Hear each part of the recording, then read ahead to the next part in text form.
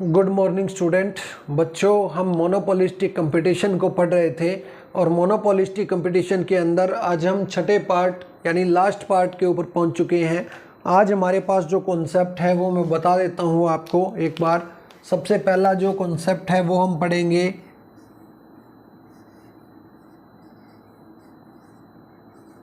Non price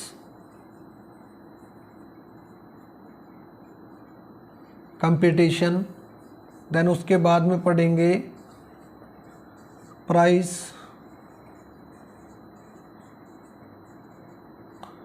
competition, then उसके बाद में पढ़ेंगे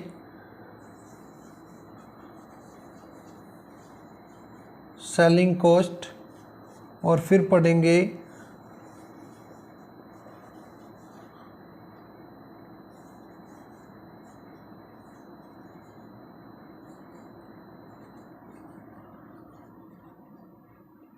सेलिंग कॉस्ट इक्विलिब्रियम को पढ़ेंगे। ओके बच्चों, चलिए बात करते हैं। एकाधिकारी प्रतियोगिता के अंदर फर्में जो होती है अपने लाभ को अधिकतम करने के लिए दो प्रकार की टेक्निक का यूज़ करती है। सबसे पहले अगर मैं बात करूं तो वो यूज़ करती है, सबसे पहली टेक्निक कौन सी? प्राइस कंपटीशन को। प्राइस कंपटीशन को यूज़ करती है। प्राइस कंपटीशन क्या होता है?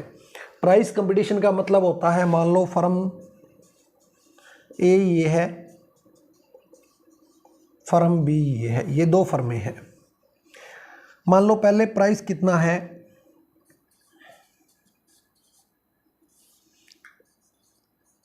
₹5 है और यहां पर भी क्या है, ₹6 है। ठीक है, ये दो फर्मों का प्राइस है। अब फर्म ए क्या करती है, अपने प्राइस को कम करके ₹3 कर देती है। इससे क्या होता है, फर्म बी के जितने भी कस्टमर होते हैं वो सारे के सारे इसके पास आ जाते हैं। तो मजबूरी हो जाती है फर्म बी की, ये भी प्राइस को कम करे। अब इसे भी प्राइस को कम करना पड़ता है। या तो ₹3 प्राइस करेगी सेम इसके जितना, या इससे कम करेगी, या मान लो ये यहाँ पर ₹2 कर देगी। तो अब इसके सारे कस्टमर इसके पास आ जाएंगे। ये होता है प्राइस कंपटीशन, जिसको हम गला काट प्रतियोगिता भी बोलते हैं। कट थ्रोट कंपटीशन भी इसको बोला जाता है। क्या बोला जाता है? गला काट प्रतियोगिता, कट थ्रोट कंपटीशन बोला जाता है। यानी कि एक फर्म प्राइस को कम करती है तो दूसरी को भी कम करना पड़ेगा, फिर पहले वाली कम करेगी, फिर दूसरे वाली कम करेगी। इस प्रकार लास्ट में ये तब तक प्राइस कम होता जाता है जब तक प्राइस 0 ना हो जाए। लेकिन ऐसा कंपटीशन कभी भी नहीं करती फर्में। क्यों नहीं करती? क्योंकि इससे उनको नुकसान होता है। दोनों फर्मों की ना तो बिक्री बढ़ पाती है और ना ही उनके लाभ बढ़ पाते हैं। इसलिए फर्में कौन सा कंपटीशन करती है? फर्में करती है फिर नॉन प्राइस कंपटीशन। ये नॉन प्राइस कंपटीशन क्या होता है? नॉन प्राइस कंपटीशन का मतलब होता है कि यहाँ पर फर्में कीमत में कमी के स्थान पर और दूसरे रास्ते अपनाती है और दूसरी विधियों को अपनाती है, जिससे वो अपनी बिक्री को अधिकतम कर पाएं और अपने लाभ को अधिकतम कर पाएं। तो ये नॉन प्राइस कंपटीशन के अंदर इसके एग्जाम्पल के रूप में अगर हम बात करें कि कौन सी विधियों को अपनाती है और कौन से रास्तों को अपनाती है, तो वो क्या करती है, वो अपनी क्वांटिटी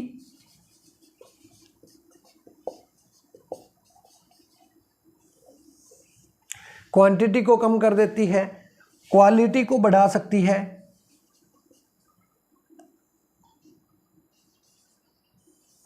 क्वालिटी में चेंज कर सकती है, क्वांटिटी में चेंज कर सकती है, पैकिंग में चेंज कर सकती है,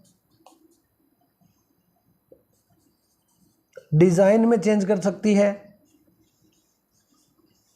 ना। इस तरीके से वो जो है, या फिर एडवर्टाइजमेंट कर सकती है, प्रचार सेवाएं कर सकती है, प्रचार कर सकती है अलग अलग तरीके से अपनी वस्तु का, जिससे कि वो अपने प्रोडक्ट की तरफ कस्टमर को आकर्षित कर सके, कस्टमर को अट्रैक्ट कर सके।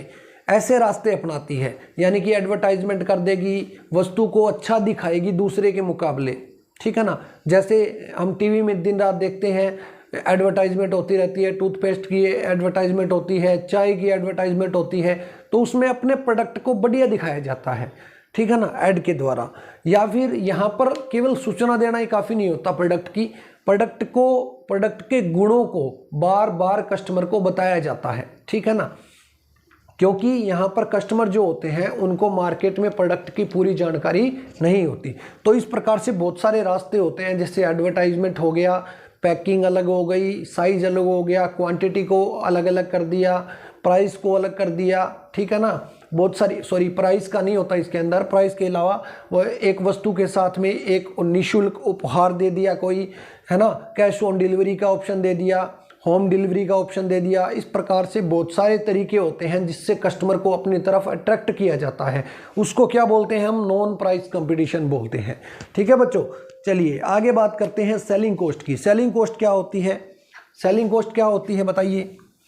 सेलिंग कॉस्ट का मतलब होता है कि एक वस्तु की बिक्री को बढ़ाने के लिए जो भी खर्चे किए जाते हैं उसको हम क्या बोलते हैं, विक्रय लागत बोलते हैं। एकाधिकारी प्रतियोगिता के अंदर अर्थशास्त्र में हम पढ़ते हैं कि किसी वस्तु की बिक्री को बढ़ाने के लिए उसके ऊपर जितने भी खर्चे आते हैं उन सारे खर्चों को हम क्या बोलते हैं, विक्रय लागतें बोलते हैं, सेलिंग कॉस्ट उनको बोलते हैं। जैसे अगर बात करें तो एडवर्टाइजमेंट सबसे पहला होता है इसके अंदर। एडवर्टाइजमेंट या प्रचार रूपी सेवाएं होगी, पोस्टर छपवा दिए, ठीक है ना, टीवी में ऐड दे दी, ठीक है ना, ये सारे खर्चे उसके अंदर शामिल होते हैं। चलिए उसके बाद में अगर बात करें तो यहाँ पर प्रोडक्ट की सूचना देना ही ग्राहक को काफ़ी नहीं होता। यहाँ पर क्या होता है कि प्रोडक्ट के गुणों को बार बार कस्टमर को बताना पड़ता है ताकि वो उस प्रोडक्ट को खरीदे, ठीक है ना। जैसे टीवी के अंदर जो ऐड आती है उसके अंदर क्या है, बार बार प्रोडक्ट को दिखाया जाता है जिससे कि हमारे दिमाग में उसकी फ़ोटो छप जाती है और हम फिर उसी चीज़ को खरीदते हैं, ठीक है। तो ये होता है सेलिंग कॉस्ट। अब आगे बात करते हैं सेलिंग कॉस्ट इक्विलिब्रियम की। सेलिंग कॉस्ट इक्विलिब्रियम को जानने से पहले सबसे पहले इसकी डेफिनेशन देख लेते हैं, एक रॉबर्ट या के अकॉर्डिंग। किसके अकॉर्डिंग? रॉबर्ट या के अकॉर्डिंग। इन्होंने क्या कहा है? इन्होंने कहा है कि विक्रय लागत वो होती है, विक्रय लागत में उन सभी खर्चों को शामिल किया जाता है जिससे किसी वस्तु की मांग में वृद्धि हो जाती है। विक्रय लागतों को किया क्यों जाता है? विक्रय लागतों को इसी मोटिव से तो किया जाता है ना कि प्रोडक्ट की डिमांड बढ़ जाए और उसकी प्राइस बढ़ जाए, तभी तो एक प्रोड्यूसर को क्या होंगे, लाभ प्राप्त होंगे। तो रॉबर्ट या के अकॉर्डिंग इसकी डेफिनेशन क्या है कि विक्रय लागत का मतलब क्या है, उन सभी खर्चों से इसका मतलब है जिससे किसी प्रोडक्ट की बिक्री बढ़ जाती है या उसकी मांग बढ़ जाती है, ठीक है ना, तो उसको बोलते हैं हम सेलिंग कॉस्ट। चलिए इसके बाद में आगे बात करते हैं सेलिंग कॉस्ट इक्विलिब्रियम की। सेलिंग कॉस्ट इक्विलिब्रियम को समझने के लिए हमारे पास एक डायग्राम भी दिया हुआ है। उससे पहले अजम्पशन की बात करते हैं। अजम्पशन में सबसे पहले ये है कि जो बायर्स होते हैं उनकी डिमांड और इंटरेस्ट में चेंज किया जा सकता है। मान लो कोई जो क्रेता है, जो खरीदने वाला है, मान लो कोई खरीदने वाला है, वो पहले कोलगेट को परचेज कर रहा है मान लो, ठीक है ना। तो ये जरूरी तो नहीं है ना कि सारी उम्र वो कोलगेट को ही परचेज करेगा। हो सकता है पेप्सोडेंट की जो एडवर्टाइजमेंट है वो इतने अच्छी तरीके से की जाए कि इसका माइंड वॉश हो जाए इस बंदे का और ये क्या करने लग जाए, पेप्सोडेंट को खरीदने लग जाए। ऐसा हो सकता है ना। तो इसीलिए हमने अजम्पशन ली है कि जो बायर्स होते हैं उनकी मांग और उनकी जो रुचि होती है, उनके इंटरेस्ट जो होते हैं और उनकी डिमांड जो होती है उनमें चेंजेस हो सकते हैं।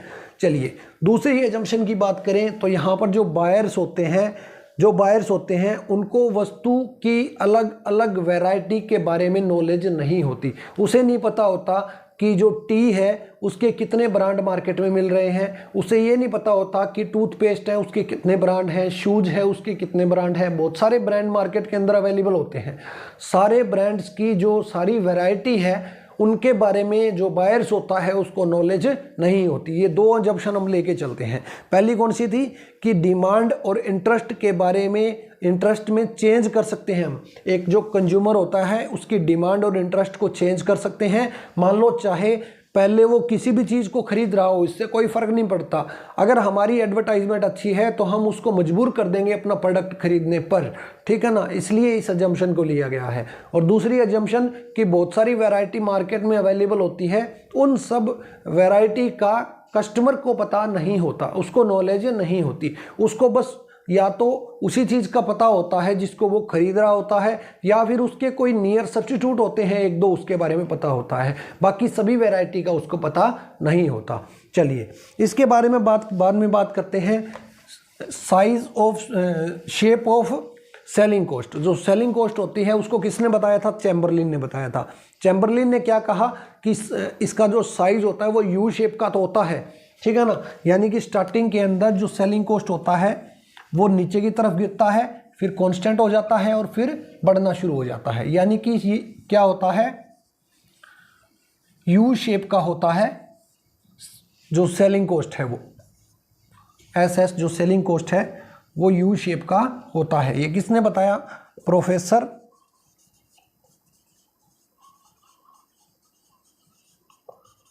चैम्बरलिन ने ये बताया। Okay clear. चलिए अब आगे बात करते हैं इक्विलिब्रियम की। एकाधिकारी प्रतियोगिता के अंतर्गत हम ये मान के चलेंगे कि किसी वस्तु की लागत और उसकी जो कीमत है दोनों में परिवर्तन होता रहता है। कौन कौन सी चीज़ में? यहाँ पर हम लिख देते हैं कि सेलिंग कॉस्ट के अकॉर्डिंग क्या होता है? प्राइस में, सेलिंग कॉस्ट के अकॉर्डिंग प्राइस के अंदर चेंजेज होता है, और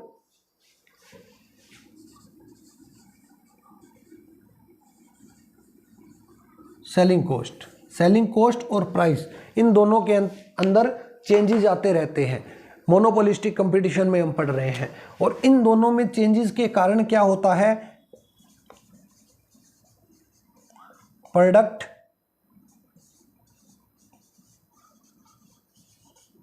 वस्तु की मांग जो होती है, या फिर इसको बोल सकते हैं बिक्री या मांग, ये बढ़ती है। डिमांड कर्व यहां पर अपवर्ड शिफ्ट होता है। किसके कारण? प्राइस में चेंज आने के कारण या सेलिंग कॉस्ट में चेंज आने के कारण क्या होगा? प्रोडक्ट की डिमांड में चेंज आएगा, और डिमांड में चेंज आने से जो है डिमांड कर्व जो होता है वो अपवर्ड शिफ्ट हो जाएगा। ठीक है, चलिए अब बात करते हैं डायग्राम की। डायग्राम में हमने इन सब चीज़ों को माना है, ये आपको लिखना है जो मैंने अभी बताया था, ठीक है ना, ये सारा आपको लिख देना है कि मान एकाधिकारी प्रतियोगिता के अंतर्गत फर्म की जो प्राइस होती है, एक फर्म की प्रोडक्ट की जो प्राइस होती है और जो सेलिंग कॉस्ट होती है उनमें चेंजेस आते रहते हैं, और उसके कारण क्या होता है? प्रोडक्ट की डिमांड में चेंज आता है। चेंज कैसा? कि डिमांड कर्व अपवर्ड शिफ्ट होता है। ये सारी चीज़ें मान ली हमने। चलिए अब आगे बात करते हैं। यहाँ पर ओ एक्स एक्सिस के ऊपर हमने क्या लिया है? आउटपुट को, और ओ वाई एक्सिस के ऊपर हमने लिया है रेवेन्यू और कॉस्ट को। ठीक है, अब एक चीज़ मैं आपको और बता देता हूँ, इस डायग्राम के अंदर हमने MR एंड MC कर्व को नहीं दिखाया है। डायग्राम को कॉम्प्लेक्सिटी से बचाने के लिए हमने वो दोनों चीज़ें नहीं बनाई है। मैं बता दूंगा आपको वो कहाँ बढ़नी थी। ठीक है, जब डायग्राम को समझ लेंगे तो लास्ट में बता दूंगा कि वो कहाँ बढ़नी चाहिए। उसका काम, इन दोनों कर्व का काम सिर्फ इतना ही होता है कि हमारा जो ये OQ क्वांटिटी है ये कैसे आई, ये OQ क्वांटिटी कैसे आई, OP कैसे आई, OM कैसे आई, ये क्वांटिटी कैसे आई, इसका हमें पता कैसे चला, इसके इक्विलिब्रियम का पता कैसे चला। यानी कि जैसे हम समझते थे पहले इस प्रकार से, ये AR कर्व होता था, ये MR कर्व होता था, है ना। यहाँ से जब कट किया तब हम एक नीचे लाइन लगाते थे तो हमें पता चलता था कि OQ क्वांटिटी ये है।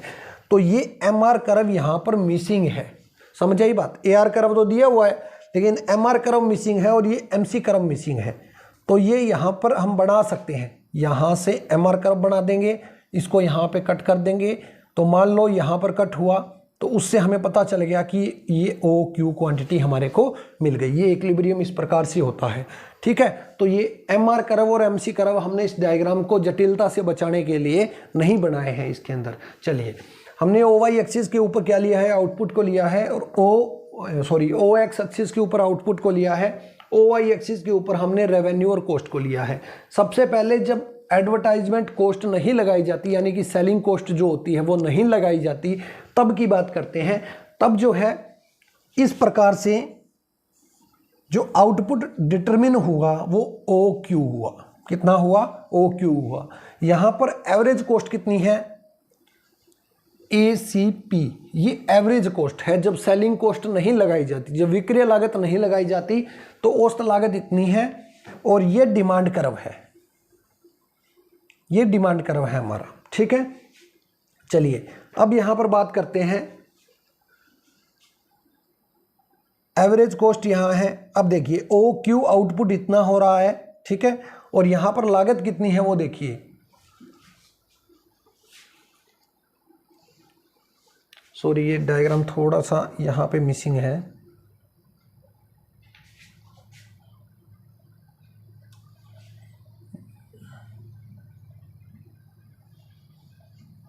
एक मिनट बस। ठीक है, चलिए, ठीक है। यहां पर हमारी जो एवरेज कॉस्ट है सबसे पहले वो कितनी है? वो है यहां पर, ये ACP कॉस्ट है। अब देखिए सबसे पहले OQ आउटपुट डिटरमिन हो गई। वो कैसे हो गई? वो इस तरीके से हो गई जैसे मैंने आपको भी बताया था। दोबारा बता देता हूं एक बार। देखिए ये एवरेज रेवेन्यू कर्व है, ये वाला, ठीक है, और ये कर्व है MR, जो हमने नहीं बनाया, यहां पर बना सकते थे हम, ठीक है ना। MC MR को नीचे से काटे, और MC दो शर्तें होती है, MC is equal to MR होना चाहिए और MC cuts MR from below होना चाहिए। ओके, ये होना चाहिए। तो ये दोनों शर्तें यहाँ पर बराबर है, इसलिए ये OQ आउटपुट डिटरमिन हो गया। ये इस प्रकार से OQ आउटपुट आया है। क्लियर, कोई दिक्कत नहीं है। चलिए अब बात करते हैं कि एक प्रोड्यूसर जो होता है उसको ये फैसला करना होता है बच्चों कि वो कितनी विक्रय लागत लगाएगा और अपने प्रोडक्ट की कितनी प्राइस रखेगा। ये डिपेंड करेगा सेलिंग कॉस्ट के ऊपर। यहाँ पर हमने लिया था रेवेन्यू या कॉस्ट, रेवेन्यू और कॉस्ट दोनों हमने यहाँ पर ले ली है। चलिए अब यहाँ पर बात करते हैं कि कितनी कॉस्ट आ रही है और कितनी रेवेन्यू प्राप्त हो रही है। रेवेन्यू मतलब AR। सबसे पहले अगर देखें तो कॉस्ट कितनी आ रही है, Q से लेकर C तक, या हम बात करें O से लेकर D तक। ये नीचे वाला जो बॉक्स है ना, ये इतना कॉस्ट आ रहा है। ठीक है, इसको मैं अगर डार्क करूँ तो रेड कलर से अगर इसको डार्क करूं तो ये इतनी क्या है? कॉस्ट है। और रेवेन्यू कितनी प्राप्त हो रही है, ये पूरा यहां पर लिख के बता देता हूं आपको। रेवेन्यू कितनी है? चलिए, रेवेन्यू है OABQ, OABQ, ये इतनी रेवेन्यू है। कॉस्ट कितनी है? कॉस्ट है ODCQ। अब यहां पर प्रॉफिट की बात करेंगे। प्रॉफिट को इससे डिनोट करते हैं ना, तो प्रॉफिट की बात करेंगे। प्रॉफिट कितना हो रहा है? ABCD, ये वाला जो पार्ट है ब्लू कलर से मैंने जो डार्क कर रखा है, ये क्या है? ABCD, ये क्या है? प्रॉफिट है बच्चों। ठीक है, ये इतना प्रॉफिट स्टार्टिंग के अंदर होता है जब हम सेलिंग कॉस्ट नहीं लगाते, विक्रय एडवर्टाइजमेंट के ऊपर कोई खर्चा हम नहीं करते। चलिए आगे बात करते हैं। अब क्या करेगी एक फर्म? एडवर्टाइजमेंट के ऊपर खर्च करेगी। मान लो अब वो एक फर्म जो है वो 500 रुपये खर्च करती है या 500 करोड़ रुपए खर्च करती है एडवर्टाइजमेंट के ऊपर। तो एडवर्टाइजमेंट के ऊपर जब वो 500 करोड़ रुपए खर्च करती है तो उससे क्या होता है कि जो कॉस्ट आती है वो ये है, ACS इसको नाम दिया गया है। क्या नाम दिया गया है? ACS इसको नाम दिया गया है। अब देखिए बच्चों, अब हमारे को क्या करना है? अब यही देखना है कि रेवेन्यू कितनी हो रही है और कॉस्ट कितनी आ रही है, और उसके बाद में दोनों को माइनस करके हम यहां पर प्रॉफिट निकाल लेंगे।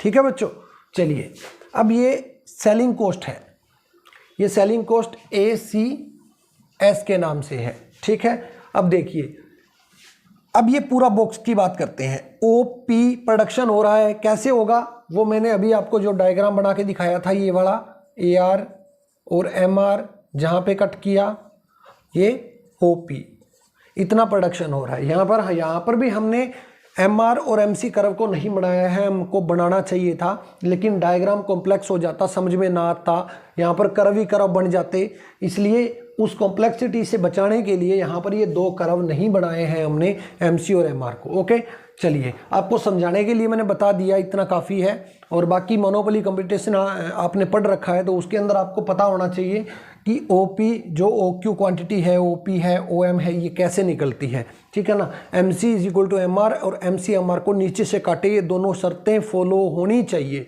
ठीक है। तो उससे हमें आउटपुट का पता चल गया। OP आउटपुट है, अब प्राइस कितनी है, OE है, OE प्राइस है और OP क्वांटिटी है। OE प्राइस क्यों है, क्योंकि ये AR2 कर्व डिमांड ऊपर की तरफ बढ़ गई है।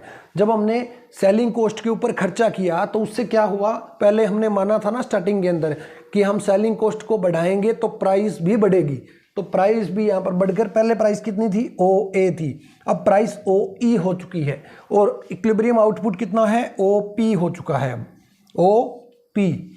अब देखिए बच्चों कि OHGP यहाँ तक ये सारा का सारा क्या है, कॉस्ट है। कितना है कॉस्ट, ये सारा पार्ट है ना, यहाँ तक ये सारा कॉस्ट है, ठीक है। रेवेन्यू कितना है, ये इतना रेड वाला सारा का सारा बॉक्स जो बन गया है, इस EF से नीचे वाला सारा बॉक्स है ना, वो सारा रेवेन्यू है। तो उसको नाम देखो क्या है, उसका क्या नाम है, OEFP, OEFP ये रेवेन्यू है। कॉस्ट कितनी है वो देखो बच्चों, OHGP, यहाँ पर कॉस्ट कर्व टच कर रहा है ना, तो इससे नीचे वाला पार्ट कॉस्ट होता है, OHGP, GP ये कॉस्ट है, ये रेवेन्यू है। दोनों में से माइनस करेंगे तो क्या आएगा, दोनों में से माइनस करेंगे तो बच्चों हमारे पास आएगा EFGH। ये रेड शेयर जो डायरेक्ट कर रखा है, ये प्रॉफिट मिलता है। जब एक फर्म ने सेलिंग कॉस्ट के ऊपर खर्च किया, एडवर्टाइजमेंट के ऊपर खर्च किया, प्रचार पर खर्च किया, तो उससे क्या हुआ, उसको इतना प्रॉफिट हो गया, इतना प्रॉफिट हो गया। तो अब एक फर्म क्या करेगी, और सेलिंग कॉस्ट करेगी। मान लो इस बार वो क्या कर रही है, 700 करोड़ रुपए एडवर्टाइजमेंट के ऊपर खर्च कर रही है। अब 700 करोड़ रुपए एडवर्टाइजमेंट के ऊपर खर्च कर रही है, तो उससे क्या हुआ, सेलिंग कॉस्ट पहले 500 थी, अब क्या हो गई, 700 हो गई, यानी कि बढ़ गई। और हमने स्टार्टिंग में माना था कि जब सेलिंग कॉस्ट बढ़ती है तो प्राइस भी बढ़ती है, ठीक है। और प्राइस बढ़ने से डिमांड बढ़ती है, डिमांड कर्व अपवर्ड शिफ्ट हो जाता है। यहाँ पर डिमांड कर्व ये था, AR जो है वो डिमांड कर्व है, AR अब कितना ऊपर शिफ्ट हो गया, AR2 हो गया। अब और हम सेलिंग कॉस्ट लगा रहे हैं तो डिमांड कर्व और ऊपर शिफ्ट हो जाएगा, AR3 हो जाएगा, ठीक है। और यहाँ पर जो सेलिंग कॉस्ट है वो है हमारी ये वाली ACS1, ACS1 सेलिंग कॉस्ट लगाई है हमने अब 700 करोड़ रुपए। तो अब क्या है, यहाँ पर जो आउटपुट है OM वो कैसे निकलेगा, वो ऐसे निकलेगा, ये AR3 है, ये MR3 है और ये MC कर्व है, तो ये जो भी आएगा OM Y, यहाँ पर रेवेन्यू कॉस्ट, यहाँ पर क्वांटिटी। क्लियर, कोई दिक्कत नहीं है। ये OM जो निकला है आउटपुट, वो हमने यहाँ इस प्रकार से निकला है। यहाँ पर भी हम MC और MR कर्व को बना सकते थे, लेकिन हमने डायग्राम को जटिलता से बचाने के लिए ये नहीं बनाई। चलिए अब फिर वही प्रोसेस हमारे को याद रखना है, क्या कि यहाँ पर भी हम क्या करेंगे बच्चों, सबसे पहले यहाँ पर रेवेन्यू चेक करेंगे, फिर कॉस्ट चेक करेंगे और देन उसके बाद में हम प्रॉफिट निकाल लेंगे। यानी कि सेलिंग कॉस्ट हमने लगाई है तो प्रॉफिट बढ़ा था पहली बार, अब सेलिंग कॉस्ट और हमने बढ़ाई है तो अब और प्रॉफिट होगा। देखिए कितना होगा, सबसे पहले कॉस्ट की बात करते हैं। कॉस्ट कर्व यहाँ पर टच कर रहा है, तो इससे नीचे वाला जो भी बॉक्स है, ये पूरा बड़ा बॉक्स है, ये क्या है, कॉस्ट है। कॉस्ट, इसको क्या नाम है इसका, देखिए इसका नाम देखिए OLKM, OLKM ये कॉस्ट है बच्चों। रेवेन्यू कितनी है, ये पूरा बड़ा बॉक्स जो है पूरा का पूरा, ये पूरा रेवेन्यू है, OIJM, IJM ये रेवेन्यू है। तो यहाँ पर प्रॉफिट क्या होगा, पूरे रेवेन्यू में से ये नीचे वाला बॉक्स जो है वो माइनस कर देंगे, ये वाला पूरा बॉक्स, ये पूरा बॉक्स अगर माइनस कर देंगे तो क्या आएगा बच्चों, हमारे पास बचेगा IJKL। ये क्या है, प्रॉफिट है।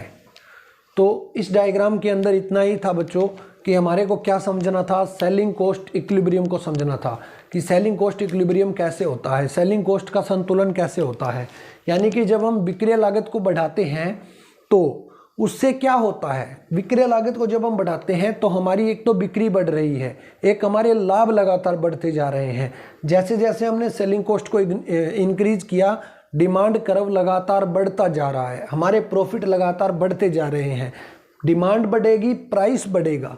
जैसे सबसे पहले क्या था, OQ क्वांटिटी थी और OA प्राइस था। सेलिंग कॉस्ट तब हम नहीं लगा रहे थे, इसके बाद में हमने सेलिंग कॉस्ट लगाना शुरू किया तो क्या हुआ, उससे प्रॉफिट हमारे बढ़ने शुरू हो गए। पहली बार में ये प्रॉफिट मिले हमारे को, दूसरी बार में ये इतने मिले। यानी कि एक प्रोड्यूसर अब अपने आप अब डिसाइड करेगा कि उसे क्या प्राइस रखनी है। जब तक प्रॉफिट बढ़ते जाएंगे वो सेलिंग कॉस्ट को बढ़ाता जाएगा, लेकिन जब सेलिंग कॉस्ट और जो मिलने वाले प्रॉफिट हैं वो दोनों जब बराबर हो जाएंगे तब एक प्रोड्यूसर सेलिंग कॉस्ट को नहीं बढ़ाएगा, ठीक है ना, तब तक वो बढ़ाता जाएगा। तो बच्चों इस वीडियो के अंदर इतना ही। आशा करता हूँ आपको ये कॉन्सेप्ट समझ में आया है। अगर ये कॉन्सेप्ट समझ में आया है, वीडियो अच्छी लगी है तो वीडियो को ज़्यादा से ज़्यादा लाइक करें, शेयर करें और चैनल को सब्सक्राइब करना ना भूलें दोस्तों। मिलते हैं एक नई वीडियो में। Thank you.